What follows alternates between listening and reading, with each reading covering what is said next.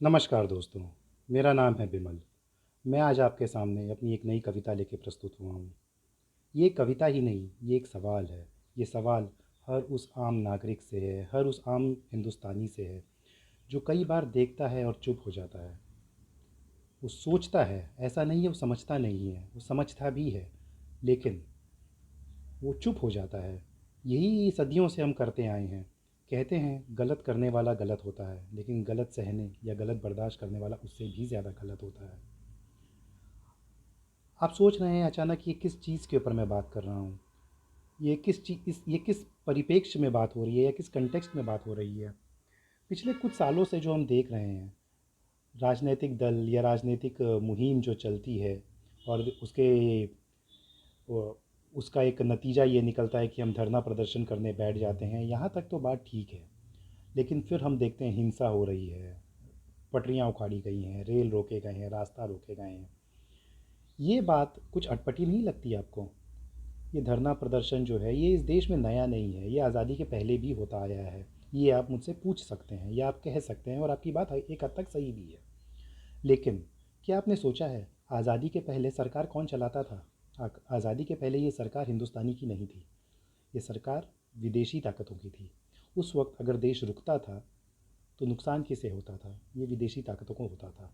उस समय हमारे जो स्वतंत्रता सेनानी थे, जिनके नायक रहे महात्मा गांधी, वो उस सोच के हिसाब से, उस वक्त के हिसाब से वो सोच ठीक थी।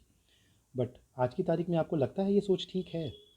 आज अगर हम सोचते हैं कि हमारी जीडीपी में तीव्र गति से वृद्धि होनी चाहिए, या बड़ी बड़े उद्योग लगने चाहिए, या विदेशी कंपनियां अपनी टेक्नोलॉजी लेके और यहाँ पर हिंदुस्तान में आना चाहिए, और यहाँ पर एक तरह का रोज़गार होना चाहिए, उस वक्त अगर ये देश रुक जाता है तो इसका नुकसान किसे होता है?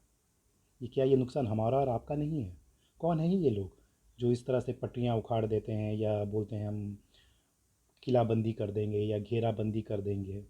मतलब वो चाहते क्या हैं? क्या वो सिर्फ अपनी बात मनवाना चाहते हैं, या इस देश, अगर अपनी बात मनवाना चाहते हैं और संवैधानिक तरीके से मनवाना चाहते हैं तब तक तो ठीक है, लेकिन अगर ये देश रुकता है तो इसका नुकसान और इसका खामियाजा कौन भुगतेगा? इसी परिप्रेक्ष्य में, इसी कंटेक्स्ट में मेरी आज की ये कविता है।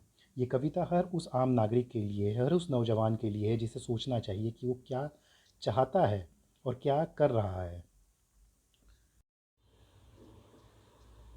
जनतंत्र पे खतरा देख, जनता की चुनी सरकार गिराने चले। जनता की संपत्ति फूंक, हम जनता की आवाज़ उठाने चले। चक्का जाम, पटरी उखाड़, धरने से बात मनवाने चले।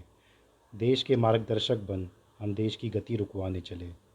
बोलने की आज़ादी लिए, लोगों को गरियाने चले। संसद को सड़क बोल, सड़क को संसद बनवाने चले। बोलने की आज़ादी लिए, लोगों को गरियाने चले। संसद को सड़क बोल, सड़क को संसद बनवाने चले। गांधी नोट लिए, गांधी नारा लगाए, उत्पात मचाने चले। संविधान संकट में देख, कानून की धज्जियां उड़ाने चले।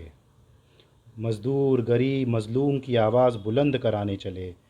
अब हड़ताल होगा, ये दर्शा व्यवस्था को जड़ से हिलाने चले। आज़ाद भारत को गुलामी की बेड़ियों से छुड़ाने चले। अत्याचार के खिलाफ उठ खड़े, हम आज दीवाने चले। जय हिंद।